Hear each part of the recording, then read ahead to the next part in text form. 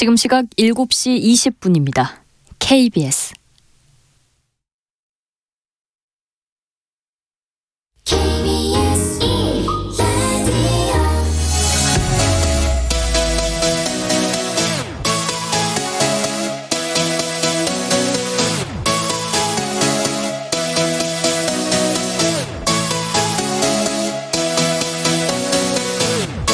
KBS 열린 토론.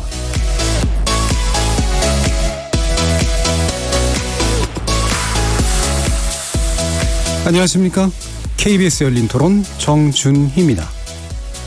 카풀이나 우버를 또 사용해 봤기 때문에 더 편리한 점도 있고, 근데 그거에 따라서 이제 택시 산업에 피해를 입히는 것도 있으니까 조율이 필요한 거지 무조건 택시 산업을 살려야 된다는 아닌 것 같아요. 택시 협회 이런 데서 좀 그걸 강력하게 반대한다고 들었는데, 그런 부분은 정부에서 중재해야 되지 않을까. 아무래도 택시 쪽은 자기네들의 어떤 수입이 작아지는 거니까 그거에 대해서 어느 정도 보장을 해주면서 그런 새로운 사업도 시행될 수 있도록 하면 좋지 않을까. 없던 거를 새로 만들어서 또 생계 위협을 한다는 게 그것도 잘못된 것 같아요. 보호를 해줘야죠. 일방적이잖아요. 그러니까 이렇게 시끄럽잖아요. 이제 뭐 우버 같은 그런 거는 이제 뭐 사회 흐름인데, 사회 흐름을 갖다가 자기가 뭐 막겠다는 거는 사실 말이 안 되죠. 택시 산업을 죽이려고 생긴 게 아니라 기본적으로 소비자 위주로 생각을 해야지, 택시비 인상보다 택시 월급제 인상이 그들의 번익에 더 기여하지 않나 싶은데.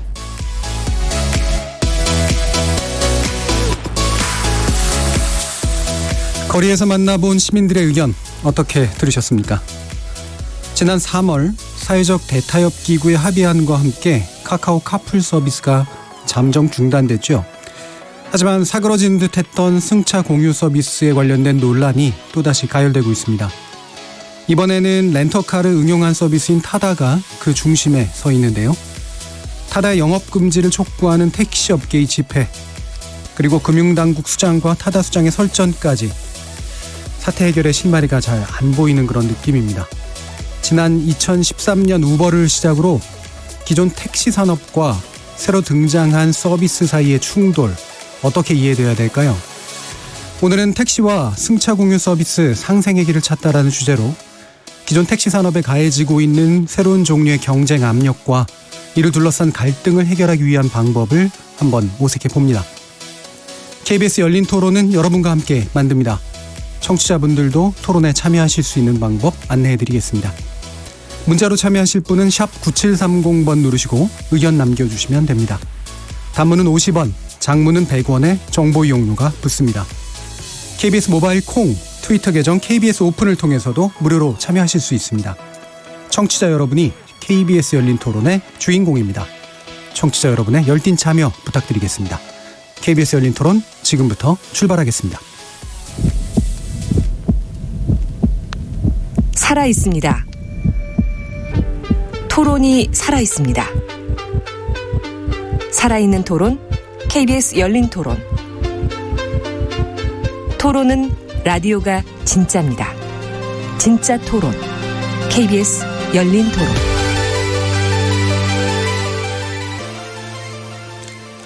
오늘 함께 토론해 주실 분들 소개하겠습니다. 먼저 안기정 서울연구원 교통시스템연구실 연구위원 자리했습니다. 안녕하세요. 자, 그리고 주위홈 대표이신 조산구 한국공유경제협회장 나오셨습니다. 안녕하세요. 권호상 KST 모빌리티 전략총괄이사 함께했습니다. 네, 반갑습니다. 그리고 김기복 시민교통안전협회 대표 나오셨습니다. 안녕하십니까. KBS 라디오 채널은 유튜브 영상으로도 생중계가 되고 있습니다. 유튜브에 들어가셔서 KBS 1라디오를 검색하시면 지금 바로 저희들이 토론하는 모습을 영상으로도 보실 수 있습니다.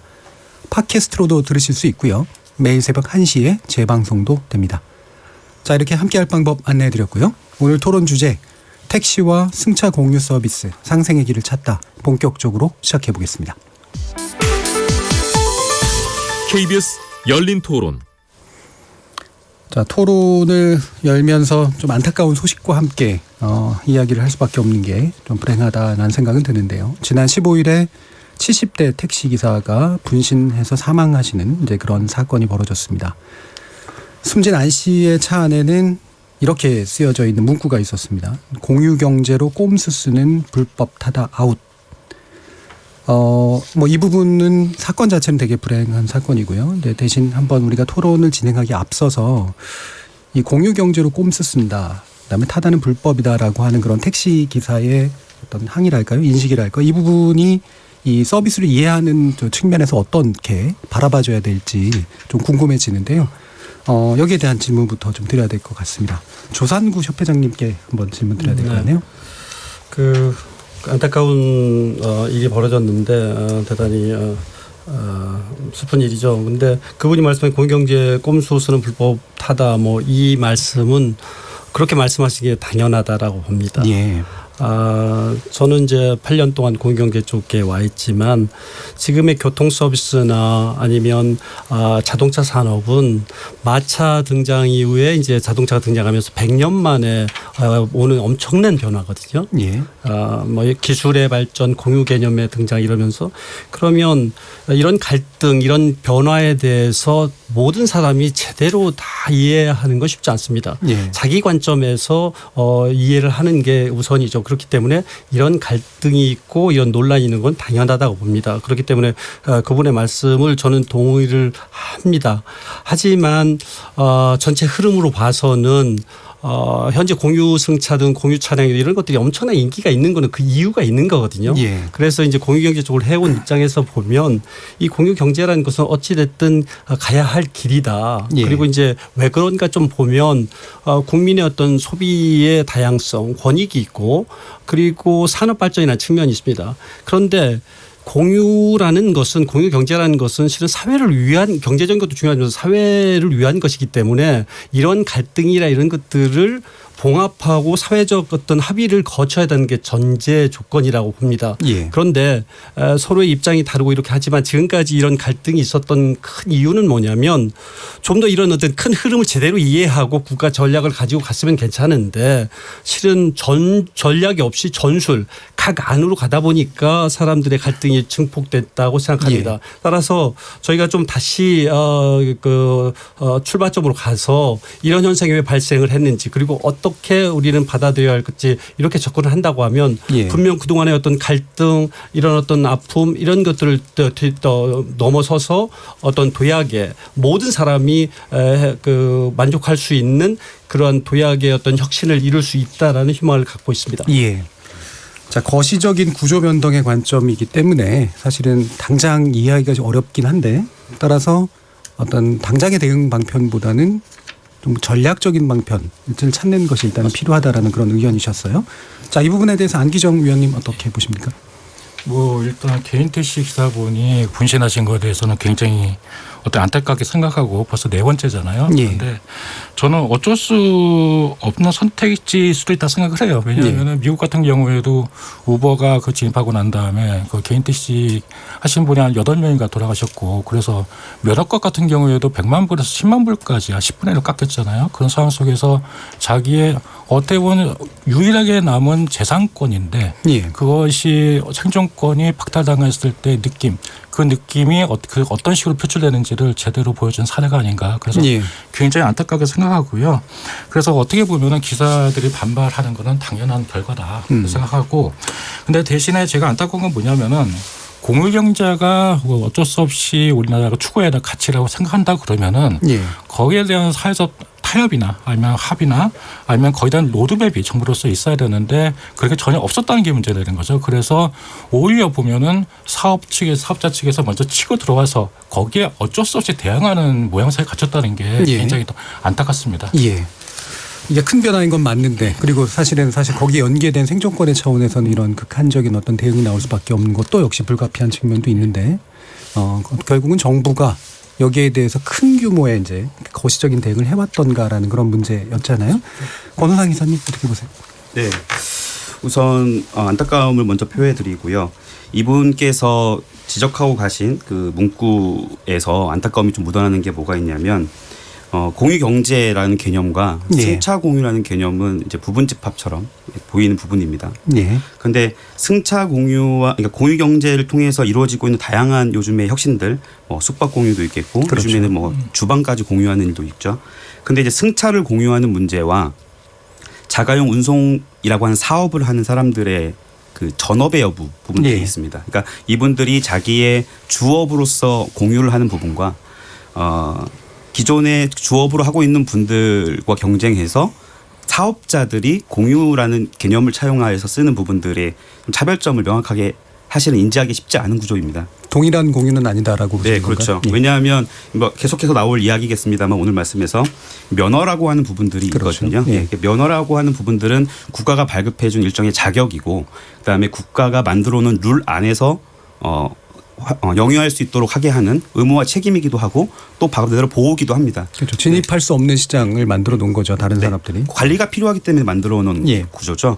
그래서 아주 극단적으로 말씀드리자면 내가 뭐 침을 잘 놓고 뜸을 잘 놓는다고 해서 한의원을 그냥 그렇죠. 차릴 수 없듯이 운전은 똑같이 잘하는 거니까 택시는 괜찮지 않을까 이렇게 보기는 힘든 부분입니다. 예. 그래서 국가의 시스템 안에서 관리되었던 부분들이 어떻게 엑시트할 거면 엑시트할 건지 아니면 어떻게 그것과 조화롭게 할 건지 이런 논의들이 없는 상태에서 당사자들의 어떤 그 하루하루에 느껴지는 압박에 의해서 나온 결과이기 때문에 이제 안타깝게 생각하고 있습니다. 예. 면허 제도라고 하는 이제 그런 측면에 대한 사실은 이제 전면적인 고찰이 이제 필요한 부분인 것 같아요. 김기복 대표님 어떻게 보십니까? 네, 저도 분신을 하신 이 개인 택시 기사분 죽음에 참 안타까움을 표합니다. 그리고 이 공유경제로 꼼수 쓰는 불법 타다 아웃 예. 이제 쪽지가 나왔다고 하지 않습니까? 이 문구가 이 문구에 대해서는 절대적으로 공감을 합니다. 예. 왜 그러냐면 이 승차 공유니 공유경제니 상당히 헷갈려요. 예. 왜 공유경제가 굳이 택시 이 자가용 카풀 이 승차 공유에만 해당이 되는 것이냐 하는 것이죠.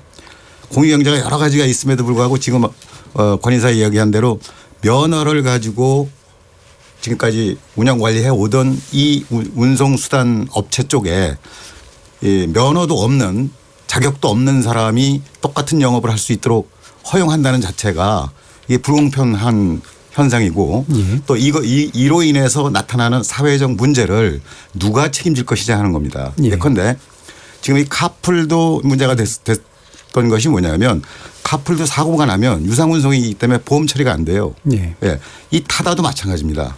이 지금 현재 시범적으로 운영한 지가 얼마 되지 않아서 지금 이렇다 할 만한 큰 사고가 없었기 때문에 지금 이슈화되지 않고 있는데 만약에 여기서 큰 사고가 한 건이라도 있었다면 이게 당장 문제가 될 수 있는 상황입니다. 그래서 예. 아까 앞에서도 말씀을 계셨지만 이런 것들이 제도적으로 좀 전부 다 보완이 되고 예. 이것을 이용하다가 일어날 수 있는 여러 가지 문제에 대해서 국민들이 안전하게 이 안전이 담보될 수 있는 이런 제도적 장치가 만들어지고 난 다음에 이런 것들이 시작이 돼야 되는데 그런 거 없이 그냥 지금 어떤 업체에서 뭐 이런 거 하겠다 하면 이게 무슨 혁신 성장이고 이게 무슨 공유 경제라고 이걸 그냥 그대로 방치하고 있는 거냐 하는 거죠. 예. 지금 현재 중앙정부 입장인 국토부 입장에서도 지금 그대로 방치하고 있는 상황이잖아요. 예. 네. 그러니까 이용하다가 여기로부터 피해를 보는 국민은 누가 책임지고 누가 보호할 겁니까? 예. 이런 측면에서 이 공유 경제라고 이렇게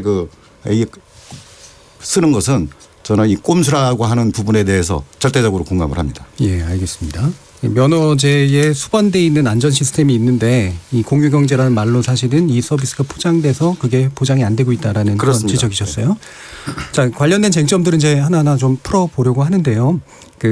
일단 당장 택시 문제로 가기보다 이 타다라고 하는 서비스 자체에 대한 이해가 좀 일단 필요할 것 같습니다. 지금 이제 불법이다, 이제 공유경제 꼼수다라는 표현을 썼던 이유가 있는 건가라는 이제 그런 것들을 좀 한번 추적해 들어가야 될 것 같은데요.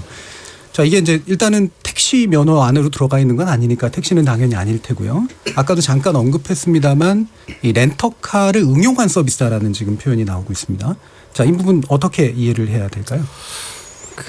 현상을 먼저 좀 봐야 되거든요. 불법이건 아니건 안전하든 안 하든 누가 어떻게 얘기하든 왜 공유 승차가 그렇게 인기가 있고 타다가 왜 인기가 있는지 그 부분은 저는 당연히 얘기해야 된다고 생각하는데 그 현상을 제대로 봐야 된다는 얘기죠. 예. 그러면 그 얘기는 무슨냐면 소비자 욕구가 거기에 있기 때문이라는 얘기예요. 예. 그러면 면허 시스템에서 보면 국가가 안전을 보장하는 면허 시스템 안에 있는 게 아니거든요. 그럼에도 불구하고 사람들이 쓰는 거는 분명히 그런 국가의 면허에서 해줄 수 없는 욕구를 충족을 지켜주고 그 부분은 죄송하지만 그리고 그다음에 다른 것들도 다른 그 여러 가지를 기존의 모범 택시 아니면 일반 택시인데 그런 것을 채워준다는 전자해서 기존의 면허 시스템의 한계에 봉착했다라는 사실을 인정을 할 수밖에 없는 현상이라는 거예요. 그거를 어떻게 해석하냐에 따라서 그냥 기존의 틀로만 봐서는 한 발자국 나올 수가 없죠. 결국에는 소비의 욕구에 따라서 시장은 형성되게 되어 있는데 시장 반응이 있다라고 하는 건 분명히 명백한 사실이니까 그 부분은 뒤에서 좀 얘기를 좀 해야 될 것 같고요. 지금 어쨌든 이 서비스에 대한 정의는 좀 필요할 것 같아요. 일단 안기정 위원님. 일단은 그 타다라는 거는 일단 렌트카를 일수해가지고 대리 기사 분이나 아니면은 그 파트타임 하신 분들을 그 고용하는 형태로 좀 하고 돼 있어요. 일단 타다라는 건 렌터카로 지금 돼 있는 거죠. 그렇습니다. 이게 그 불법이냐 아니냐 좀 약간 여러 가지 논의가 있는데 타다 입장에서는 불법이 명백히 아니다. 그걸 말씀했는데 일단 제가 확인한 바로 의하면 국토부에서 유권 해석은 내린 적은 없습니다. 근데 국토부 입장은 지금 뭐냐면은 제가 알기로는 지금 개인 택시 서울의 개인 택시 그 조합에서 그 타다를 고발한 상태예요. 그래서 법원이 판결이 내려질 때까지는 좀 지켜보자 하는 입장인 걸 저는 알고 있습니다. 일단은 이제 렌터카로 허가가 돼 있는 상태고 거기에 이제 운전자가 또 같이 배치되는 이제 그런 시스템이기 때문에 기존 법제안에서 명확히 지금 작동하는 게 맞느냐라는 부분에 대한 어떤 검토는 필요한 것 같거든요. 지금 고발된 상태고요. 여객운송사업법이란 법이 이제 저희가 택시나 각종 이런 여객 사업들을 관할하는 법인데 그 법 안에 보면 자동차 대여 사업이 있습니다. 자동차 대여 사업이 렌트카죠. 자동차 대여 사업 안에 대여 사업자는 유상운송 행위를 할 수가 없습니다. 원칙적으로 예외 조항이 있죠. 차만 대여해 줘야 되는 건데 예외적으로 기사를 알선할 수 있는 예외 조항이 있습니다. 알선까지요? 그게 알선업이거든요. 타다는 알선비와 차의 시간적 20분이면 20분, 30분, 30분 동안 빌리는 그 값, 렌트비와 기사 알선비를 같이 묶어서 내는 게 지금의 요금처럼 보여지는 부분이 그래서 택시와 결과적으로는 똑같이 보이는 현상이 나오는 거고요. 타다가 이렇게 하고 있는 이유 중에 하나 보시면 타다 차량이 지금 11인승 승합차입니다.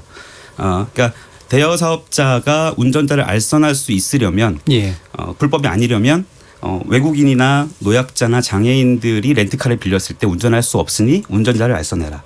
이런 취지에서 만들어진 법조항이 있고요. 거기에 하나의 문구가 뭐가 있냐면 11인승에서 15인승 승합 차량인 경우라고 되어 있습니다. 거기를 이용해서 타다가 하고 있는 겁니다. 그게 이제 타다의 근거인 거고요. 근데 그건 대통령령으로 정해 있지 법은 아닙니다. 그런 상황에서 이제 많은 분들이 기본적으로 번호판을 보면 돈을 받고 차가 돈을 벌기 위해서 나온 차는 노란 번호판을 달고 있습니다. 버스든 택시든. 그리고 흰색 번호판은 일반적인 자가용인 거죠. 그런데 타다는 흰색 번호판에 하허호 람마가 들어가 있는 렌트카인 거고 번호판에 이 색깔이 같지 않은데 같은 일을 한다라는 게 갈등의 본질인 것 같습니다.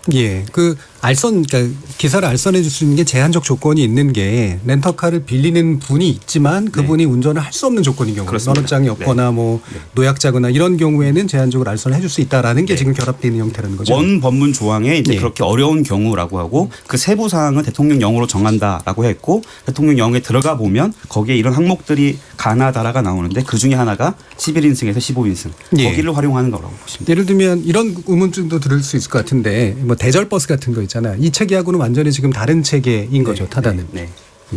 그러니까 지금 그 설명해 주신 대로 11인에서 15인승을 이제 예외 규정을 둔 것은 예컨대 이제 우리가 10명이든 8명이든 모여서 어디 관광을 가거나 이동을 목적지로 이동을 할 때 그때 이제를 대비해서 만들어 놓은 법이에요. 법 취지가. 근데 이건 지금 택시처럼 승객을 내려주고 또 다른 승객을 또 태우고 택시 운송업을 하고 있는 거잖아요. 그러니까 이것은 불법이다라고 얘기할 수밖에 없는 상황이죠. 그러니까 이게 법 취지하고 전혀 다른 거고 여기에 이게 주장에 따라서 다른데 타다 쪽에서는 분명히 합법이라고 지금 주장을 하고 있고 예. 택시 쪽에서는 불법이라고 주장하고 있지 않습니까? 다 예. 나름대로 논거가 있는 거거든요. 그러니까 이 부분에 대해서 명확하게 유권 해석을 내려줘야 될 지금 국토부가 예. 여객자동차 운수사업법에 대한 유권 해석을 지금 안 하고 있는 거예요. 이걸 예. 해줘야 되는데 그래서 예컨대 이제 우버 같은 경우에 불법이라고 그래서 없어지지 않았습니까? 그렇죠. 이게 국토교통부가 이거를 유권 해석을 해줘야 될 입장인데 지금 우리 안 박사 얘기한 대로 이게 지금 고발된 상태니까 법원의 판결을 기다리고 있다는 얘기죠. 예. 굉장히 좀 무책임한 상황이에요. 사실은 따지고 이건 법원 판결을 받아야 될 내용이 아니거든요. 주무 여객자동차 운수사업법이 국토교통부법 아닙니까? 예. 여기 당연히 여기서 유권 해석을 해줘야 될 내용이죠. 유권 해석을 지금 하면은 문제가 해결이 됩니까? 결정이 되겠죠. 불법이든지 불법이면 철수하게 될 거고 예. 이런 갈등이 일어날 이유가 없는 거죠. 예. 해결이 안 되죠. 왜냐하면 시대의 흐름이 바람이 저쪽으로 가는데 과거의 법을 가지고 이 흐름을 막을 수는 없어요. 그러니까 다만 그거의 잠깐만요. 다만 전향적으로 흘러가야 되는 방향성을 가지고 그게 그 흐름상에서의 현행 법상 불법이냐 합법이냐를 얘기를 해야 되고 그다음에 이런 과정에서는 분명히 갈등이 있거든요. 예. 이런 갈등을 어떻게 하면 합의를 도출해서 모든 사람이 윈윈을 할 수 있는 방법을 찾는 쪽으로 가야지 기존의 과거법으로 흐름을 계속 단죄하는 쪽으로 접근하면 결국에는 그 갈등이 해법이 없을 거라고 생각합니다. 그러니까 지금 현행 법 체계에서 이 서비스가 불법이냐 아니냐를 판단하는 건 좀 필요한 것 그렇죠. 같고요. 그거는 대신 그렇다고 해서 그것이 기준이 돼가지고 새로 등장하는 모든 서비스들이 계속해서 차단되는 게 맞느냐는 이제 물론 맞습니다. 별개의 질문인 네, 것 맞습니다. 같아요. 네, 네. 자 그러면 지금 말씀이 이제 이왕 나온 김에 아까도 이제 그 조상구 협회장님이 얘기하셨는데 일단 시장에서의 반응은 상당히 좋았는데 이제 문제는 사실 이걸 이용하시는 분들도 정확한 이 불법성 여부라든가 이런 걸 모른 채 어쨌든 서비스는 좋고 편하니까 이제 이용을 해왔단 말이에요. 이 부분은 시장의 반응이 좋다. 그리고 이거를 이용자들의 관점에서 보면 그러나 사실은 이제 그 커버될 수 없는 그런 측면도 있다라는 부분을 합쳐서 보면 어떻게 이해하시나요? 저는 이게 인기가 없느냐 있느냐가 이 모든 걸 다 얘기한다는 얘기거든요. 그러니까 소비자들 욕구는 기존의 택시 서비스나 다른 그 승차 서비스가 제공하지 못하는 욕구를 제공하기 때문에 인기가 있는 거고 예. 다만 이제 그 정부 차원에서는 이런 것들이 기존의 그 관점으로 보면 그 법 외에 있는 거거든요.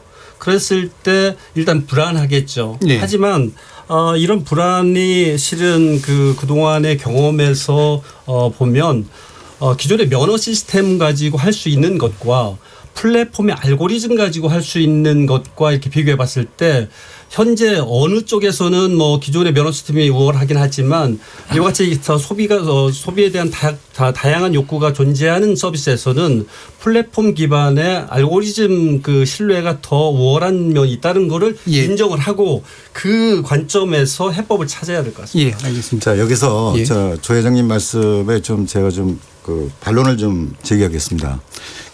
지금 타다가 그렇게 인기가 좋은 이유가 있고 그 흐름에 따라서 가야 된다라고 지금 말씀을 하시는데 타다가 얼마나 인기가 좋은 걸로 알고 계십니까?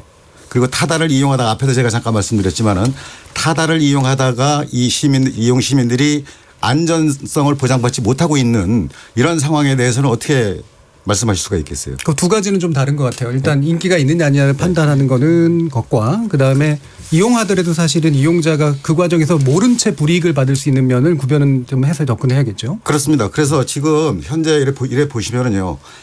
이 지금 타다를 운전하는 이 드라이버들이 면허증만 있으면 운전을 지금 하는 상황이에요. 그런데 네.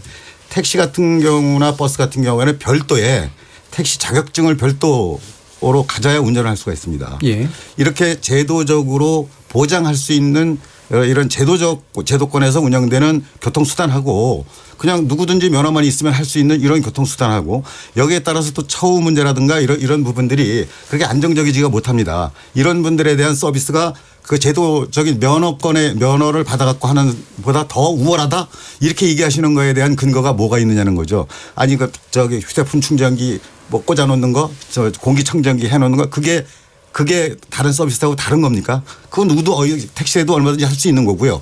잘 아시는 것처럼 우리나라는 이미 92년도부터 모범 택시라는 제도를 도입해서 고급 택시도 운영을 했고 또 대형 택시라는 것도 전버 택시라고 그래가지고 운영을 지금 하고 있어요.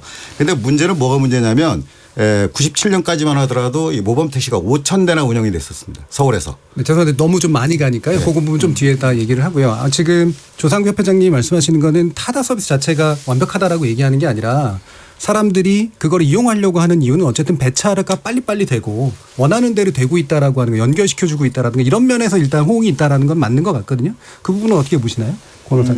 네, 타다가 그러니까 면허를 갖고 있고 자격을 득해서 하고 있는 사업의 특성은 국가가 여러 가지 룰을 주고 그 룰 안에서 하도록 하다 보니까 네. 택시가 갖고 있는 요금 같은 경우도 택시는 미터기에 찍힌 숫자 외에 받으면 불법 요금이 됩니다. 예. 심지어 기사님이 기분이 좋아서 깎아드릴게요 할 수도 없습니다. 네, 그러니까 타다 같은 경우는 자체의 앱을 가지고 앱 미터기를 쓰고 있고 자체 요금을 갖고 있고 지금 여객들을 운송하는 명백한 목적을 같이 갖고 있다 보니까 택시와 혼돈이 일어나고 있는 부분인데 그런데 같은 룰을 갖고 있지 않다라는 거.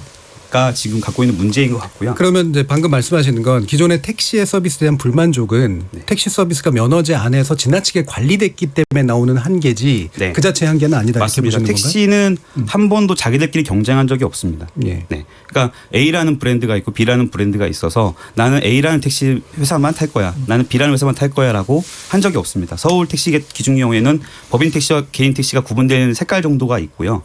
사실 어떤 분이 오는 택시를 나 저 차는 건너 보내고 그 다음 차를 타겠어라고 하는 분 어디 있겠습니까?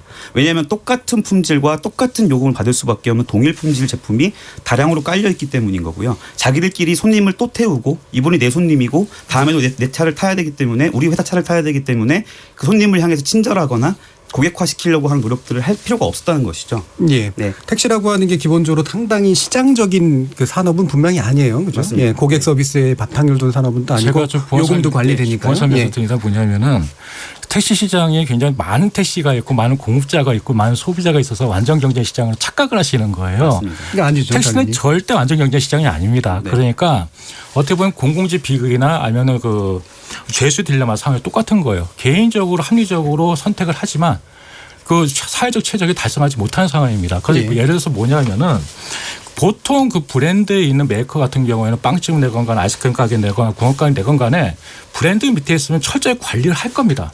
그런데 택시는 서울시 기껏해 많은 택시 대수를 가지고 있어봤자 250대뿐이 안 돼요. 소유자가 원할 때 언제든지 공부할 수 있는 구조가 아니란 말입니다. 예. 그렇기 때문에 그 공급자 입장에서 수요자 요구대로 그대로 배차시킬 수도 없는 거고 예. 택시 기사 입장에서도 소비자는 일단 한번 타시면 그다음에 다시 볼 일이 없습니다. 그러니까 아니 서울 시내 어떤 그 승객한테 서울 시내 택시에서 뭘 하십니까 물어볼 때 대답할 사람이 누가 있습니까? 거의 대부분이 택시 안에는 하나도 모를 겁니다. 그 정도로 브랜드 인지도가 없는 거거든요. 예. 그래서 시장 구조 자체가 어차피 경쟁 구조로 나갈 수 없는 시장이 돼 있기 때문에 거기서 문제가 생긴다는 거죠. 예. 네, 서비스 관리질에. 그렇다 예. 보니까 품질을 요구할 수가 없는 거죠. 예. 네. 그러면 지금 뭐 뒤에서 이제 좀 더 그 대안을 좀 보고요.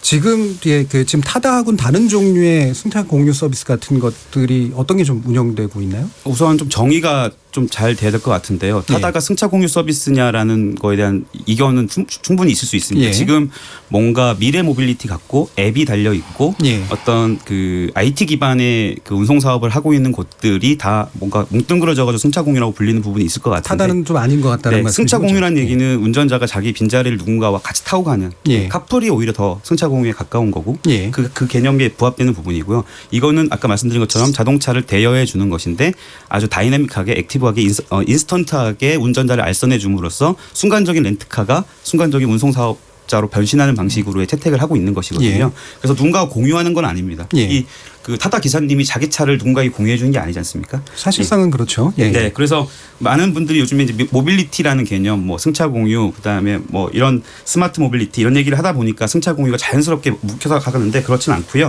다만 이제 최근에 이제 택시 대타협 기구 사계단체와 카카오원의 대타협 기구에서 나온 결론들 그리고 지금 운송 가맹 사업이라고 해서 예. 그 택시들이 다른 방식으로 좀 다른 요금제도, 다른 디자인을 좀 적용할 수 있는 좀 약간 개방적인 형태의 카테고리가 있습니다. 그 사업 예. 카테고리가 그런 것들이 최근에 이제 서울에는 웨이고라는 택시가 등장을 한 것이죠. 그래서 웨이고라는 차량이 있고요. 그다음에 웨이고는 어떤 서비스인지 좀 소개시켜 주시죠. 네.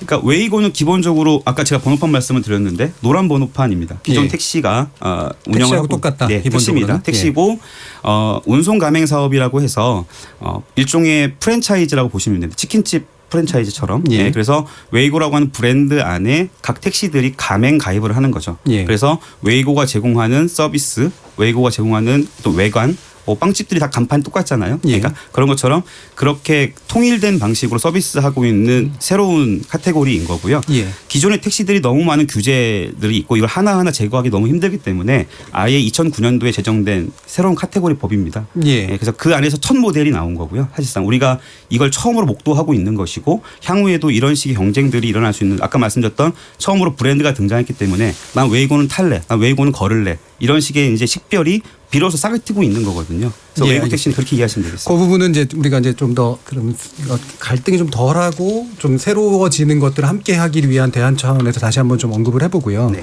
그럼 택시 업계에서 이제 현재 이 타다와 같은 서비스에 대해서 상당히 이제 불만을 표시할 수밖에 없는 그런 상황들에 대한 이야기가 좀 필요할 것 같은데요. 그 근본적인 문제는 아까 좀 우리 안 의원께서 얘기해 주시긴 했습니다만 이 택시업계의 어떤 기본적인 그 불만이 있을 수밖에 없는 요소, 면허제 관리 산업으로서의 요소 이 부분을 좀 더 한번 얘기해 보시죠. 기본적으로 면허제라는 게 정부나 국가에서 원하는 게 워낙 많아요. 요구 예. 조건이 많고 그러니까 그걸 항상 충족시켜야 되고 그리고 그 무엇보다도 좀 요금 규제가 굉장히 좀 심합니다. 요금 그래서 규제 아까도 문제요? 말씀드렸지만은 높게 낮게 받을 수도 없고 그런데 면허 요금제도 완벽하냐 하면 그것도 아니에요. 그러니까 외국에 있는 요금제가 없는 게 굉장히 많아요. 그래서 그런 측면, 대절제도 없고 예약제도 없고 예. 시간제도 없고 그런 측면이 있기 때문에 아무리 탄력적으로 하려고 할 수 없는 측면이 있고 또 뭐냐면 그전에 너무 택시가 고급 택시이면서도 불구하고 원가주의에 너무 얽매여 있단 말입니다. 다시 네. 말하면은 택시는 지금 요금보다 더 높이 받아도 상관없는 고급 교통수단인데 그 2013년에 택시법 파동 이러면서 고급 교통수단이라고 딱 얘기해 놓고 그리고 요금 올려주겠다 그래 놓고 계속 원가주의로 몰고 있단 말입니다. 네. 그게 굉장히 어떻게 보면 택시 업계 입장에서 도덕자의를 불러키는 요인이 돼요. 뭐냐면은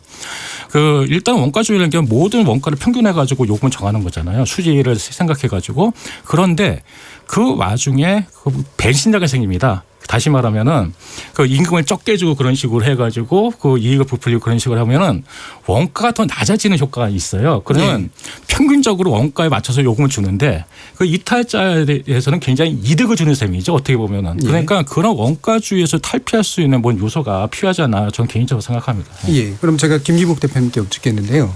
아까 이제 기본적으로 상당히 이제 강하게 이 부분에 대한 반대 의사를 표현하셨잖아요. 네. 근데 혹시 그 택시업계 내부의 약간 구성 요소가 좀 다르니까 지금 이제 개인 택시의 반발이 이제 가장 좀 크게 나타나고 있는 것 같은데 그 차이들이 있긴 있는 겁니까 내부에서? 일단 이제 그 승차 공유 서비스가 확대되면서 이제 예. 택시 업계에서 볼 때는 이용 수요가 이제 줄어든다라고 이제 보고 있는 거고요. 전체적으로 그렇고요. 그런데 뭐 예. 타다 같은 경우가 뭐 1%밖에 안 된다 뭐 이런 주장을 하고 있지만 1%라도 주는 거예요 시장이. 그러니까 이제 여기에서 이 문제로 인해 가지고 이 개인 택시 운전자들이 가장 좀 이 중요하게 생각하는 부분이 면허값입니다. 이게 예. 지금 서울 같은 경우 보면은 개인 택시의 이 전체로 보면 한 65% 정도가 예. 보통 다 7, 8천만 원 이상 1억 가까이 면허값을 주고 면허를 사서 영업을 하시는 분들이에요. 예. 그런데 이 승차 공유니 카풀이니 뭐 이것 때문에 이걸로 인해서 이제 시장이 자꾸 이렇게 침해를 받다가 보니까 면허값이 자꾸 떨어지는 거예요. 네, 그러니까 그 면허값은 사실은 이제 프리미엄 같은 것도 원래 있었던 거죠. 그렇습니다. 예. 그러니까 사실은 이제 정부로부터 면허를 받을 때는 예. 뭐 돈을 주고 받는 게 아니지만 이제 중간에 이게 매매가 되면서 중간에 구입하신 분들 그러니까 지금 현재 한 65% 정도가 전부 돈 주고 사신 분들이에요. 예. 이분들 입장에서 이렇게 보면 이 지금 우리 안 박사 얘기한 대로 현행 택시 운행 제도를 가지고서는 예. 수익을 내서 면허 값을 이게 찾을 수 있는 예. 여력이 없어요. 예. 그래서 그건 그 정도로 보장이 돼야 되는데 그거는 계속 유지가 돼야 되는데 이게 떨어지니까 이제 막다른 골목에 몰리게 되는 거죠. 그러니까 개인 택시 입장이 이런 거고요. 예. 법인 택시 같은 경우에는 면허하고 관계가 없잖아요. 예. 그러니까 입장이 약간 다른 거죠. 법인 택시 네. 쪽은 그렇게까지 강하게 반응을 그렇죠. 안 하고 있는 예, 상태라는 거죠. 예. 제가 하나 더 말씀드리면 잠깐만 뭐냐면 먼저 말씀드릴게요. 이게 뭐냐면 지금 개인 택시 같은 경우는 면허값이 엄청 떨어졌어요. 그래서 한 2년 사이에 3천만 원 가까이 떨어졌는데, 근데 이분들 아까 김기복 대표님 말씀하셨지만은 거의 80%가 양도를 받아가지고 하는 사람이에요. 그러니까 빚내서 자기 빚내가지고 기껏 했는데 그 면허값이 떨어졌다고 그래서 자기 재산권이 날아가는 거잖아요. 예. 그런 측면도 있는데 문제는 뭐냐면은 이런 말이 있습니다. 감찰을 하는데 정부의 세금을 퍼부어가지고 감찰을 해야 되냐 그런 논의가 있는데 사실상 일단 감차는 필요하다고 보시는 거죠. 예. 근데 그 정부가 간접적으로 인정해 준 겁니다. 그게 뭐냐면 양수 양도는 원래 개인한테 해주는 거예요. 근데 면허에 대해 양수 양도를 인정해 줬단 말이에요. 그러니까요. 두 번째 뭐냐면은 2013년에 그 감차 총량제 산정하면서 전국 5만 대 감차 필요하다고 얘기했습니다. 그러면서 지자체별로 개인 택시의 시가를 정해가지고 가서 보상을 하라 얘기했어요. 그 말은 뭐냐면은 간접적으로 정부에서 그걸 인정해 줬다는 얘기예요. 예. 그러니까 정부가 프리미엄을 인정해주고 시가를 인정해줬는데 이거를 택시 대수 그 차값만 보상해준다 했을 때 굉장히 반발이 있을 수밖에 없는 거죠. 예. 지금 어쨌든 기존의 그 관리 산업인 그리고 면허제 산업인 택시 자체의 변화가 필요한 건 맞는 것 같아요. 그러면서 진정 그러니까 어떤 남의 산업을 갉아먹기보다는 새로운 산업이 성장해 가는 게 이제 동시에 좀 이루어져야 되는데 이 부분은 어떻게 좀 해결돼야 된다고 보시나요? 저는 그 전에 한번 말씀드리고 싶은 건 제가 공유경제협회장이고 8년 동안 공유 그 숙박 공유를 해왔지만 예. 실은 공유경제에 대한 정의가 다 다르지만 유유자원의 공유로 시작해서 지금은 실은 개인들이 아주 여러 가지를 할 수 있잖아요. 역할이 늘어나서 시민 중심의 경제가 공유 경제입니다. 그리고 경제적인 것도 중요하지만 사회적 그 가치를 중요시하는 입장이에요. 예. 그런 면에서 봤을 때 결코 저희가 이런 얘기를 할 때 공유경제 플랫폼이나 기업을 대변하는 게 아니고 사회적인 관점에서 먼저 접근을 하거든요. 그렇다고 봤을 때 그러면 기존의 기사분들 입장에서 봤을 때 그러면 지금의 어떤 그 상황에 대해 만족하냔 말이죠. 제가 볼 때는 너무너무 후진화돼 있고 불만족스럽고 그렇거든요. 예. 그러면 저는 공유 이 승차나 이것은 혁신적인 어떤 새로운 플랫폼을 도입하는 거고 그렇다고 하면 이게 결코 수세적으로 시장을 방어하자는 쪽이 아니고 예. 이런 혁신을 통해서 뭔가 오히려 더 산업 발전을 할 수 있는 계기로 삼을 수 있다고 생각해요. 다만 그냥 예를 들어서 택시 산업 DJ 당사자 그다음에 플랫폼 사업자 그냥 그렇게 놔두면 해법이 없습니다. 조금 전에 말씀하신 것처럼 지금의 이 택시 생태계도 정부가 여기까지 필요해서 이렇게 온 거거든요. 그리고 사회적으로 그다음 단계로 진화를 해야 되는 상황이에요. 그렇다고 하면 절대적으로 이 사이에 이 문제를 해결하는 것은 이해 당사자 그냥 시장 논리로만 놀 게 아니고 사회적인 이슈라는 관점에서 정부가 나서서 여기에 면허를 사주든 뭐하든 뭔가의 대책을 세워야 됩니다. 그러니까 면허 회수와 그렇죠. 감차 그다음에 거기에 대해서 일정 아까 이제 세금을 지원하는 거에 대해서 사실 약간 찬반 양론이 좀 있어가지고요. 그런 거 외에 또 뭐 예를 들어서 지금 필리핀에 기반을 둔 그 그랩이라는 회사가 지금 회사 가치가 13조, 15조 합니다. 예. 우버라는 회사는 140조에 시작해서 지금 뭐 80조 이렇게 된단 말이에요. 그런데 우리가 이런 어떤 그 공유 승차니 이런 서비스에 이거를 정부에서 제대로 된 대책이나 전략이 없이 그냥 방치함으로 해서 그런 어떤 기회를 잃은 거예요. 그렇다고 하면 우리의 어떤 사회의 어떤 가치 생산 산업 발전의 그 기회를 박탈당한 거고 결국에는 전체적으로 봐서는 기존의 택시 종사하시는 분들도 뭔가 잃고 새로운 산업도 하는 것도 잃고 이렇게 혼재돼 있거든요. 그래서 아까 말씀하신 것처럼 전체적으로 사회적 합의를 전제해서 이끌 수 있는 접근을 간다고 하면 분명 가능성이 있다고 생각합니다. 알겠습니다. 그 지금 감차라든가 이런 부분에 대해서 더 추가적인 어떤 대책이나 근본적인 대책 같은 것들이 진척이 안 되고 있는 이유는 뭔가요? 재원이죠. 예. 네. 핵심은 재원. 그 감차에 필요한 재원을 누가 부담하느냐죠. 예. 그러니까 이제 예컨대 지금 뭐 중앙정부에서도 이제 50% 정도 뭐 부담하고 지방자치단체가 50% 하고 뭐 하는 식으로 이렇게 분배를 해서 하기로 합의는 했지만 실질적으로 여기에 집행할 예산이 없어요. 그러다 보니까 돈이 있어야지 뭐 할 수 있지 않습니까? 그리고 여기도 책정한 가격, 액수가 예산 액수가 실제 그 이 보상에 필요한 거에 3분의 1도 안 돼요. 예. 그러다 보니까 이게 이루어지지 않는 거예요. 이걸 뭐 나중에 개인 택시 같은 경우에 개인 유가 보조금을 대체해서 뭐 이제 감차 비용을 쓰자 뭐 이런 얘기까지 합의가 있었지만 결론적으로 그건 자기들 돈 아닙니까? 그러니까 그건 제대로 나올 수가 없는 거죠. 그러니까 누가 감차 재원을 부담할 것이냐. 예. 이게 지금 가장 큰 쟁점이 되는 거예요. 상당히 큰 쟁점인데 아까 이제 사실은 개인 택시의 면허가 거래되고 있는 현실 사실은 그게 원칙적으로는 그렇게 바람직한 형태는 아니었을 텐데 거기에 이제 돈이 붙어가지고 거래되던 현실. 근데 이게 산업이 사실은 하향 단계에 접어들면서 기존의 가치를 보장받을 수 없는 현실. 근데 이 부분을 이제 그 개인이 감당해야 되느냐, 국가가 어느 정도 보전해줘야 되느냐, 결국 이 문제잖아요. 그렇죠. 그 문제도 지금 우리 조 회장님 말씀하신 대로 예. 사회적 대타협이 필요한 상황입니다. 예. 왜 그러냐면 예. 개인이 그 소유하고 있는 개인 자산이잖아요. 예. 개인 자산에 대해서 국가가 세금으로 이걸 보상을 해야 된다 하는 점에 대해서 국민들이 동의하지 않을 국민들이 또 많습니다. 그렇죠. 그리고 기존의 택시 서비스에 불만이 있던 분들은 더더욱이나 이제 그렇습니다. 그래서 여기에 대해서 이 사회적 타협이 필요한 거고요.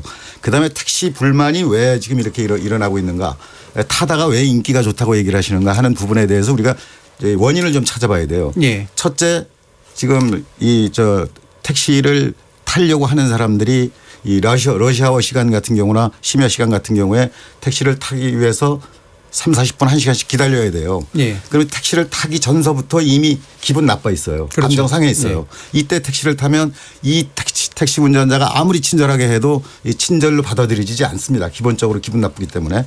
예, 그 이유가 첫째 있고 그다음에 이 택시 운전자들 고령화 때문에 택시를 이용하는 승객과 운전자 간에 이 소위 생각과 행동이 다 달라요.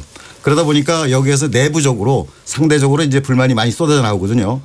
리얼미터가 최근 조사한 걸 보니까 택시를 부정적으로 보는 여론이 62%나 됐습니다. 그 부분은 예. 구체적인 수치를 얘기해야 되는 거라 사실은 이렇게 좀 복잡하긴 합니다. 오차 한계라든가 이런 거 얘기를 좀 해야 돼서요. 예. 이제 그럴 정도로 이렇게 택시에 대한 기본적으로 이 시민들이 택시에 대한 부정적인 생각을 갖고 있거든요. 예. 그런데다가 지금 이제 이런 이제 카풀 문제라든가 타다 문제라든가 이런 게 나오니까 오히려 지금 더 불만이 더 높아지고 있는 그런 상태예요. 그런데 이 택시의 이렇게 부정적인 문제를 그럼 카풀이나 타다가 해결할 수 있느냐? 그건 그렇지는 않다고 봅니다. 예, 알겠습니다. 적어도 지금 우리 안 박사 얘기한 대로 지금 이제 면허제 안에서도 얼마든지 우리가 이걸 할 수 있는 방법이 많이 있거든요. 그런데 이걸 사실 지자체장들이나 면허권을 가진 분들이 시민들 입장도 들어야 되고 운전자들 입장도 들어야 되고 이러다가 보니까 이쪽도 저쪽도 다 못하고 그냥 손 놓고 방치하고 있는 상태가 되다 보니까 지금 이 모양이 된 거거든요. 그래서 이 중앙정부도 마찬가지지만 지방자치단체도 이 택시 문제에 관해서는 자유롭지 못합니다. 예.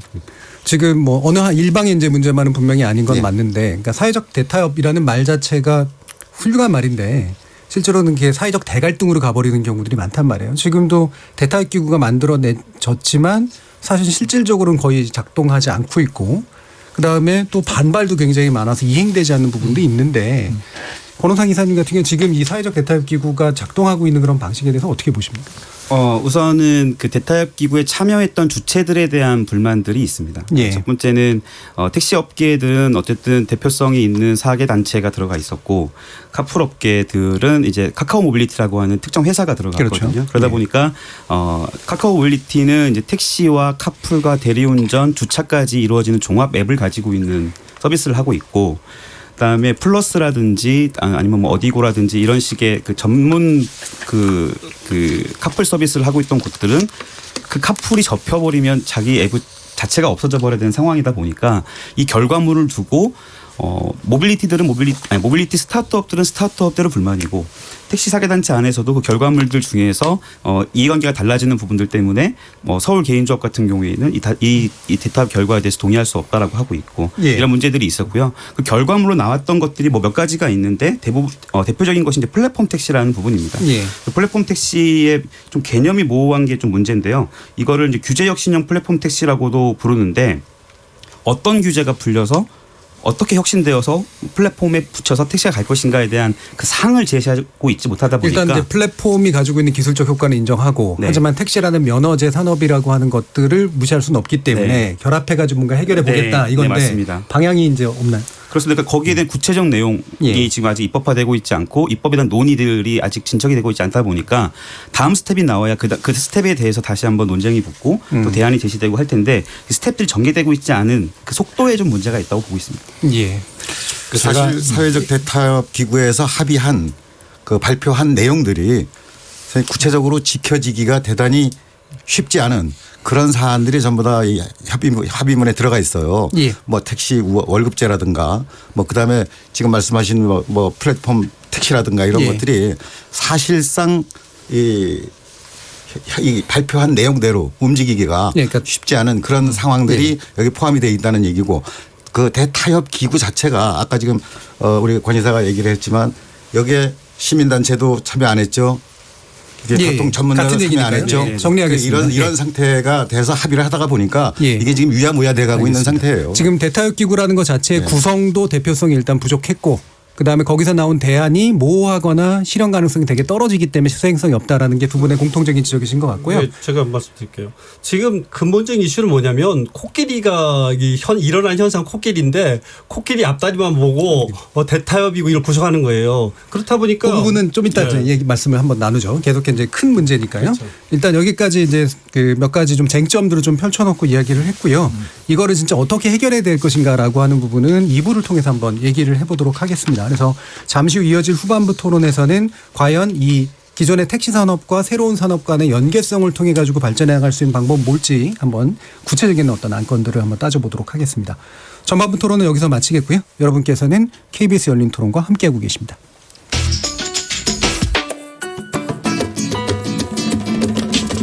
묻는다, 듣는다, 통한다. KBS 열린 토론. 듣고 계신 청취자 여러분 감사드립니다. 들으면서 답답한 부분은 없으신가요?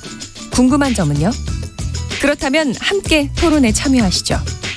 유료 문자 샵 9730을 이용하시면 됩니다. 단문은 50원, 장문은 100원의 정보 이용료가 있습니다. 스마트폰 어플리케이션 KBS 모바일 콩을 통해서도 무료로 참여하실 수 있습니다. KBS 열린 토론은 언제나 열려 있습니다. 듣고 계신 KBS 열린 토론은 매일 밤 1시에 재방송됩니다. 자, 그럼 지금부터 우리 토론이 진행되는 동안 청취자 여러분들께서 보내주신 의견 한번 들어보겠습니다. 정의진 문자캐스터. 네, 안녕하십니까. 문자캐스터 정의진입니다. 택시와 승차 공유 서비스 상생의 길을 찾다라는 주제로 청취자 여러분이 보내주신 문자 소개해드리겠습니다. 네, 먼저 콩 아이디 8736님. 서울의 개인 택시 기사입니다. 도대체 전문가들은 왜 타다를 두둔하시는 건가요? 혁신은 새로운 걸 창조해야 하는데 남이 하고 있는 일을 혁신이라는 말로 침범하는 거 아닌가요? 그게 왜 혁신인지, 또 자율주행차가 나오면 택시가 죽는다는데 근거가 뭔가요? 그때는 택시 타는 사람이 없어지나요? 택시는 왜 자율주행차를 못 탄다는 것인지 꼭 좀 답변 부탁드립니다 해주셨고요. 콩 아이디 스텔로 시작하는 청취자분. 물길을 억지로 막으면 둑이 터지죠. 대세의 흐름을 거스르기는 어렵다고 봅니다. 택시업계가 지금까지 너무 안일하게 생각하고 있었던 것 같습니다. 사람들의 생각이 시대가 바뀌었다는 것, 즉 변화에 대처하지 못한 것이라고 생각합니다. 왜 택시 스스로의 반성은 없는 건가요? 콩 아이디 4196님. 타다가 공유경제 서비스로 인기가 있다는 것은 택시업계가 손님의 취향에 대응하지 못했기 때문입니다. 시대에 호응하지 못하는 택시업계는 자승자박인 것입니다. 무슨 일이 일어나면 그때그때 대응하는 안일한 생각, 이제는 버려야 합니다. 콩 아이디 0883님. 타다 요금 비싸게 받는 것이 공유경제인가요? 개인의 용돈벌이 정도밖에 안 되는 카풀로 대기업만 배불려주는 것이 공유경제는 아니라고 생각합니다. 우버를 먼저 시행한 세계 여러 나라도 지금은 그 심각성을 인지해서 제한시키고 허가 보류 시행하는 걸로 알고 있고요. 일본도 우버나 카풀 자체는 완전히 퇴출시키고 요금을 내린 걸로 알고 있습니다. 우리도 택시의 다변화로 문제를 해결했으면 좋겠습니다 라고 해주셨네요. 유튜브로 의견 주신 AUDRB 청취자분. 택시가 많아 감차 시행한 게 언제인데 이제는 차량이 없다고 타다 카풀을 시행하는 건가요? 현행 택시 허가제 면허를 신고제로 법 개정합시다. 콩 아이디 1253님. 택시 문제는 혁명적인 변화가 필요합니다. 대물림으로 이어진 사업자 기득권을 지키려는 꼼수에 불과합니다. 다양한 운송수단을 도입해서 변화하는 시대에 맞는 혁신이 필요합니다. 콩 아이디 9290님. 서민들 주머니 터는 게 무슨 4차 산업입니까? 가뜩이나 택시가 포화 상태인데 택시는 자격증 시험 보고 교육도 받는데 국토교통부는 손을 놓고 있는 것 같아 안타깝습니다. 라는 의견 주셨네요. 네, KBS 열린 토론. 지금 방송을 듣고 계신 청취자 모두가 시민논객입니다. 청취자 여러분들의 날카로운 시선과 의견 기다립니다. 지금까지 문자캐스터 정의진이었습니다.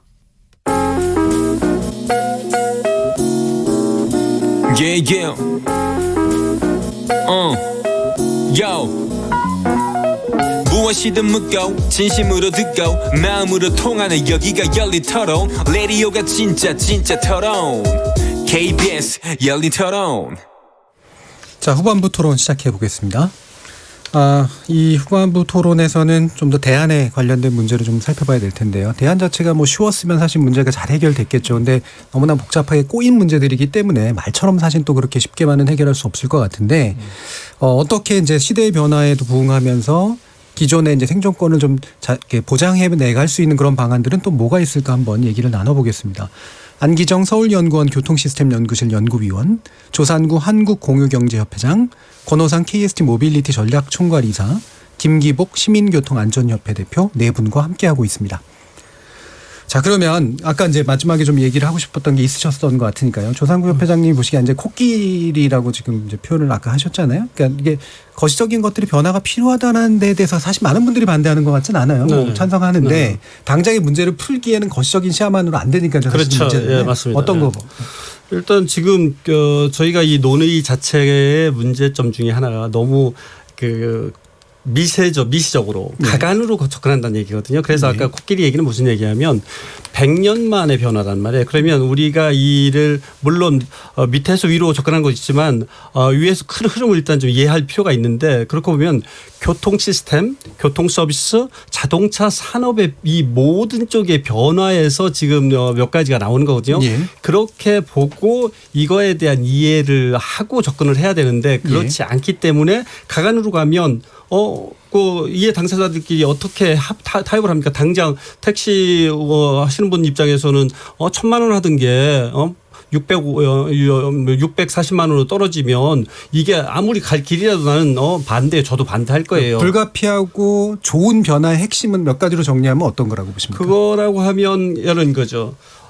소비 그러니까 국민의 권익 차원에서 보면 다양해졌다는 거예요. 기존의 면허 시스템이 제공하려면 모험 택시, 일반 택시인데 그보다 훨씬 다양한 욕구가 있는 상태에서 기존 시스템이 못 따라오거나 그거를 바꿔서 한다고 한계가 있다라는 거고요. 다양한 수요에 부응할 수 있다. 그렇죠. 예. 그다음에 또 큰 건 뭐냐면 욕구가 있다고 해서 그게 제공이 안 되면 안 되는데 지금은 개개인들이 어떤 스마트폰이나 이런 혁신 기술이 발달을 해가지고 개인들이 그런 역할을 할 수 있는 데다가 면허 신뢰 시스템보다도 그런 알고리즘이 더 우월한 게 없잖아 있기 때문이에요. 그리고 지금 보면 이제 공유 경제라고 얘기하는 게 시대의 흐름에 따라가는 것을 공유 경제로 하는 거지 공유 경제의 어떤 시대를 이끌어가는 게 아닙니다. 그래서 이러한 큰 변화를 인정을 하고 나서 그 다음에 공유 경제라고 하면 이 변화는 사회 발전을 위한 것이기 때문에 그렇다면 절대적으로 사회적 합의가 전제되어야 됩니다. 그러면 이 변화에 데서 누가 어떤 사람이 희생되고 이러면 안 됩니다. 그래서 국민의 권익 차원, 그다음에 기존 종사자의 를 보호하는 측면, 산업 발전 이런 것들을 다 만족시켜야 되는데 그러면 여기에 그냥 당사자 이해관계로 끝나는 게 아니고 뭔가 재원이 투여가 돼야 됩니다. 그러면 국민 입장에서 이러한 그 커다란 코끼리의 변화를 어떻게 받아들이느냐에 따라서 재원 투여에 근거가 생기고 없을 수 있어요. 그러면 좀 더 구체적으로 얘기 들어가면 지금 미세먼지 같은 경우 미세먼지 되게 문제가 크잖아요. 그러면 그 문제를 풀기 위해서 사람들한테 이부제 합시다.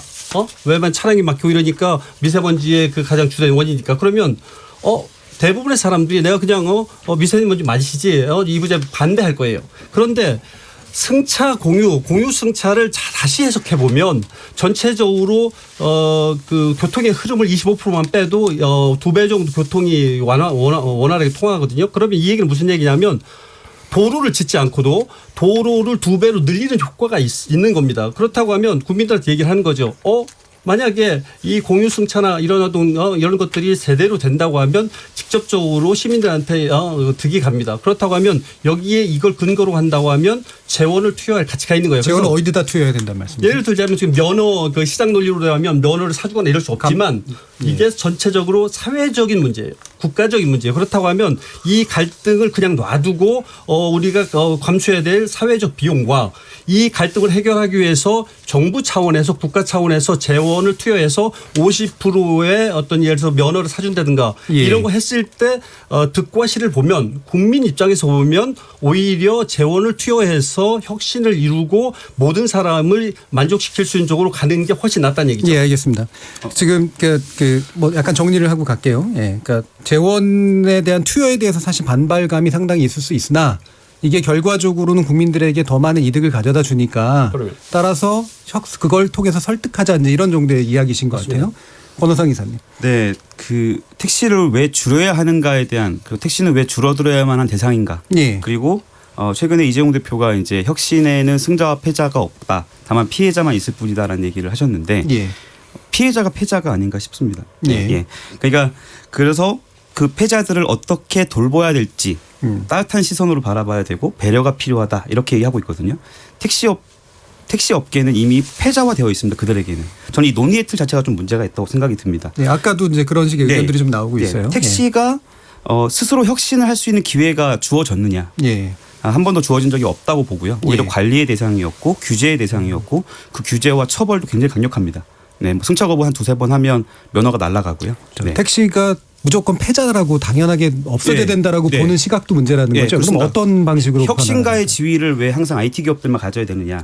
택시들도 IT와의 결합 혹은 자기들의 어떤 자체적인 서비스 개발 이런 걸 통해서 충분히 변화된 서비스를 제공할 수가 있고 아까 다양성을 말씀하셨는데 택시, 면허 그다음에 국가가 관리하는 최소한의 안전망 속에서 다양성을 만들어낼 수 있습니다. 타다 같은 거 택시도 할 수 있다. 라고 하지만 타다는 왜 그렇게 쉽게 렌트카를 가지고 쉽게 증차를 했겠습니까? 저희도 택시 회사를 하나 가지고 있는데요. 저희 택시 회사에서 한 대를 더 추가하고 싶으면 그 한 대에 해당되는 차고지 면적을 확보해야 됩니다. 그리고 그 면허값 존재하고 있는 면허값과 차값을 더 지불해야 하고 또 거기에 맞는 기사를 뽑기 위해서는 그 기사가 자격증을 갖춰야 되고 여러 가지 많은 절차들이 있는데 타다 같은 경우에는 플랫폼 노동자죠. 프리랜서 한 명이 쉽게 고용되면 바로 한 대를 운행시킬 수가 있습니다. 택시 업계의 이제 기존의 규제, 그러니까 관리된 시장을 좀 완화해서 맞습니다. 택시 업계 자체가 뭔가 혁신할 수 있도록 하는 방안이 필요하다는 말씀이시잖아요. 이 부분 안 의원님 어떻게 좀 가능하거나 필요한 방향으로 보시나요? 당연히 혁신이 필요하죠. 그러니까 어느 정도의 그 경쟁 구도 아니면 그 서비스 경주 노력 할 수 있는 그 시스템을 반드시 갖춰야 되는 거예요. 그래서 저도 항상 얘기하는 게 서울시 택시나 전국 택시 마찬가지지만 브랜드가 없기 때문에 경쟁이 안 된다는 말을 누누이 하거든요. 그래서 저는 일단 웨이고나 아니면 마카오 택시도 향후 그쪽 방향으로 가는 걸로 알고 있지만 그런 택시 좀 모범적인 선제적인 사례가 나와가지고 택시 시장에서 주도적 역할을 한다고 그러면은 꼭 성공할 수 있다고 봅니다. 그 대표적인 예가 뭐냐면요. 일본 같은 경우는 동경하고 그 교토에 유명한 메카 있습니다. 동경 같은 경우는 일본교통이라는 한 6,000대 이상 택시를 가지고 운영하는 회사가 있고요.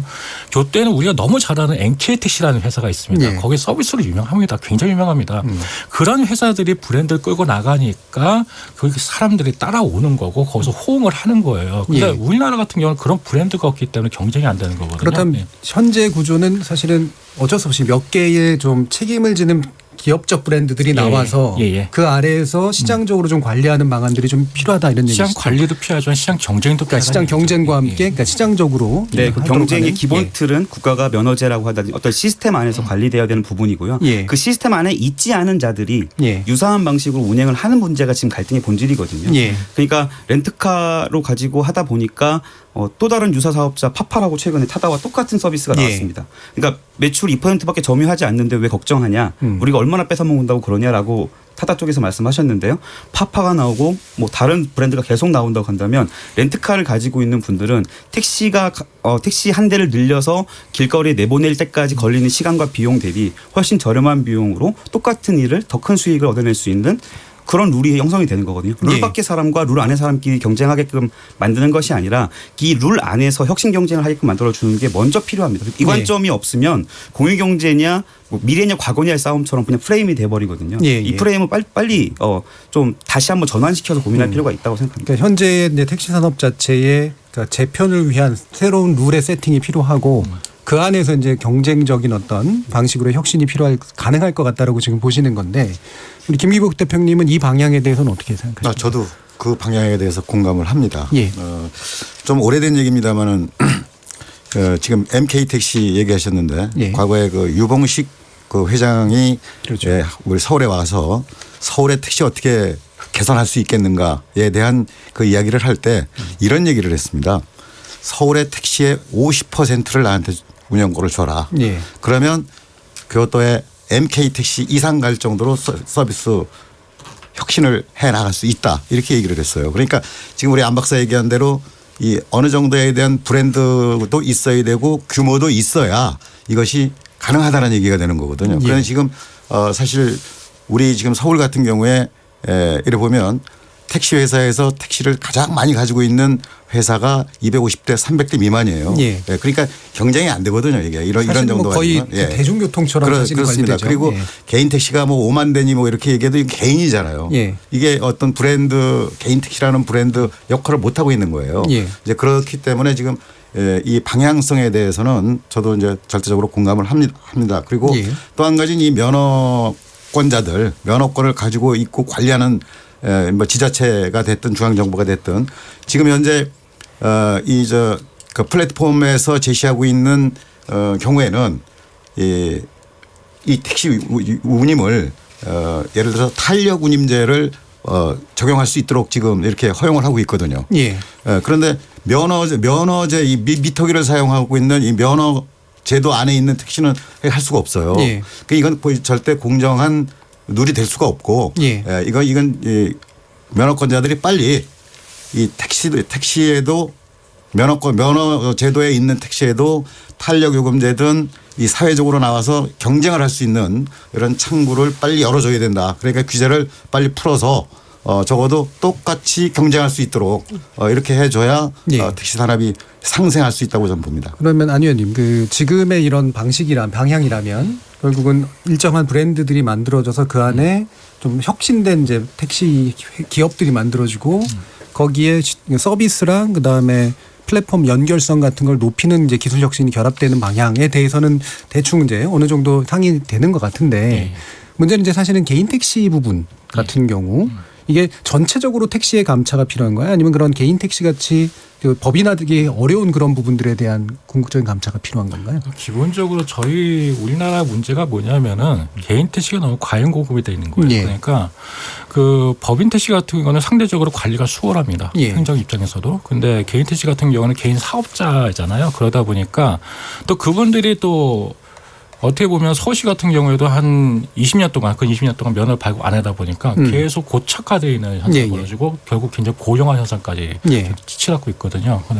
그런 측면에서 볼 때는 저는 개인 택시는 어떻게 보면 감차를 통해 가지고 그분의 안전성을 보장하면서 그리고 여분의 감차 부분의 일정 부분을 법인 택시 그 기사분들한테 줘서 좀 약간 선순환 구조로 가져갈 필요가 있어요. 그리고 법인 택시 같은 경우는 예전에는 꿈은 뭐였냐면은 개인 택시 하는 거였습니다. 근데 그 꿈이 없어져서 보였으니까 아니면 자기가 돈 내고 빚짐해서 사야 되니까 법인 택시를 더 안 하는 거예요. 안 그래도 열악해 죽겠는데 그 꿈까지 없어졌으니 공급이 안 되는 거거든요. 그래서 서울시만 해도 지금 5년 사이에 법인 택시 기사분들이 28% 빠져나왔어요.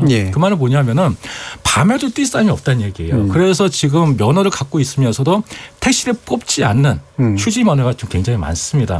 사실 그런 게 제대로 공급되고 개인 택시가 고령화되지 않아서 제대로만 나와준다 그러면은 심해도 얼마든지 승차는 완화시킬 수 있거든요. 그런 부분이 없기 때문에 좀 문제가 되지 않나 싶습니다. 알겠습니다. 네, 지금 뭐 더 구체적인 대안들 많이 얘기하면 더 좋을 것 같은데요. 대충 이제 상들은 좀 나오는 것 같습니다. 그래서 한 분씩 이제 마무리 발언 하시면서 혹시 미처 못다한 발언이 있으시거나 이러면 한 1분 정도씩 드리도록 하겠습니다. 먼저 권호상 이사님 말씀 주시죠. 네. 저도 이제 택시를 기반으로 하는 스마트 모빌리티 회사에 몸을 담고 있다 보니까 택시 회사를 경영하기도 하고 있고 예. 그다음에 택시 호출 앱도 개발해서 만들고 있고 유저들도 관리하게 됐습니다. 근데 아까 뭐 브랜드 얘기가 나왔습니다만 저희는 그래서 어떤 고객이 불만이 생겼을 때 그 고객은 저희가 잃어버린 고객이 되고요. 예. 그다음에 어떤 고객은 반복적으로 사용하는 것들을 이제 확인할 수 있게 됐습니다. 근데 뭐 자신 있게 말씀드릴 수는 없겠습니다만 우리나라의 어떤 택시 회사도 이렇게 고객 리스트를 관리할 수 있다거나 그 고객을 다시 만날 수 있는 기회를 갖고 있지 못할 겁니다. 근데 이제 그리고 개인 택시 같은 경우에는 더더욱 난망한 일이겠죠. 그래서 지금 사실은 택시가 혁신할 수 있다 없다의 판단을 하기에 앞서서 혁신할 수 있는 기회의 장이 이제 막 열리고 있다고 생각합니다. 운송 가맹 사업이라고 하는 부분들이 드디어 사문화되어 있던 10년간 사문화되어 있던 그 법이 이제 활성화되기 시작했고 저희 또한 운송 가맹 사업을 진행할 예정이고요. 예. 그다음에 뭐 웨이고가 이미 돌고 있고요. 또 다른 가맹 사업자들이 등장하면서 그들의 브랜드를 가지고 택시 시장을 좀 활성화시킬 수가 있고 개인 택시들은 그 브랜드의 우산 속에 들어갈 수가 있습니다. 예. 그렇게 되면 개인 택시들도 서비스 퀄리티라든지 그다음에 자기 고객을 확보할 수 있는 부분들이 생기는 거죠. 그래서 택시가 이렇게 혁신할 수 있는 스타트점에 서 있고 출발하고자 하는데 다른 경기장에서 똑같은 사업을 하고 있다는 부분들에 대한 그 불만들을 예. 국가가 적절하게 이제 개입해서 정리할 필요가 있는 것 같고요. 예. 그다음에 택시를 기본적으로 패자로 인식하는 아까 말씀드렸던 그 부분의 인식을 빨리 걷어내는 부분들이 대화의 장을 빨리 만들 수 있는 예. 가장 지름길이라고 생각합니다. 알겠습니다. 김기복 대표님. 네, 저도 뭐 지금 이 그 택시 문제에 관해서는 진짜 할 말이 많은데 예. 딱 한마디만 할게요. 예. 앞에서 말씀드린 대로 이제 면허권자들이 이제 나서야 될 때다. 이제 결정을 해야 될 때다. 예. 왜 그러냐면 이용 시민들이 택시 타기가 어렵기 때문에 택시 타기가 어렵고 승차 거부를 계속 당하고 불친절을 당하다가 보니까 지금 유사 그렇죠. 택시들이 지금 많이 나오게 되는 거거든요. 예. 결론적으로. 그러면 이게 결국 택시 사업자와 면허권자들에 대한 문제란 말이죠. 이분들이 이제 좀 적극적으로 나서서 풀어줘야 될 때가 아니냐. 그렇게 봅니다. 그리고 기본적으로 지금 택시를 너무 지나치게 이렇게 규제하고 관리를 하다가 보니까 사실 지금 월급제도 안 되는 이유가 있어요. 택시 하루 매출 파이가 너무 작아요. 이거 가지고는 도저히 월급제 할 수가 없어요. 그러니까 이제 이거를 할 수 있도록 하기 위해서는 필요에 따라서 승객 수요가 집중되는 시간에 요금 더 받고 그렇죠. 가격 탄력. 이렇게 탄력 요금제 같은 것을 빨리 시행을 해서 승객들에 대한 불만도 해소하고 택시 서비스도 좀 향상시킬 수 있는 이런 좀 제도가 빨리 만들어졌으면 좋겠습니다. 안기정 연구위원. 지금 아까 권 이사님이 이제부터 시작이라고 말씀하셨는데 저도 그런 생각에 동감하고요. 예.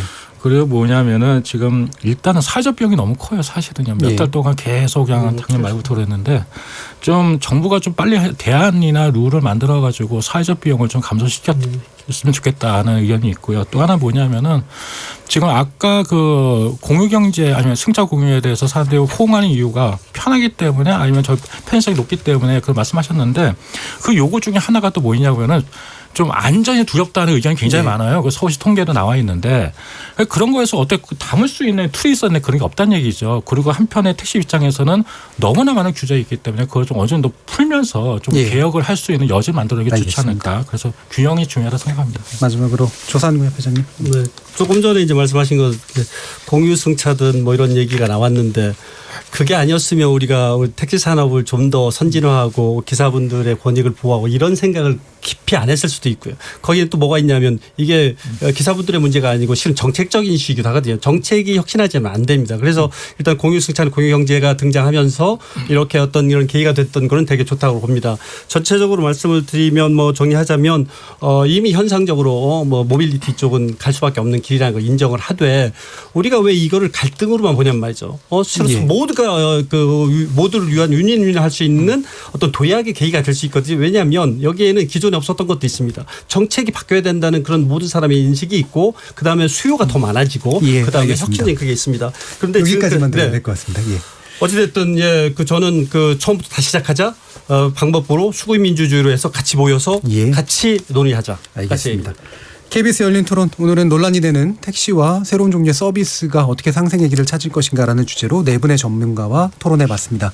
오늘 함께해 주신 네 분 대단히 감사합니다. 감사합니다. 저는 다음 주 월요일 저녁 7시 20분에 다시 찾아뵙겠습니다. 지금까지 KBS 열린 토론 정준희였습니다.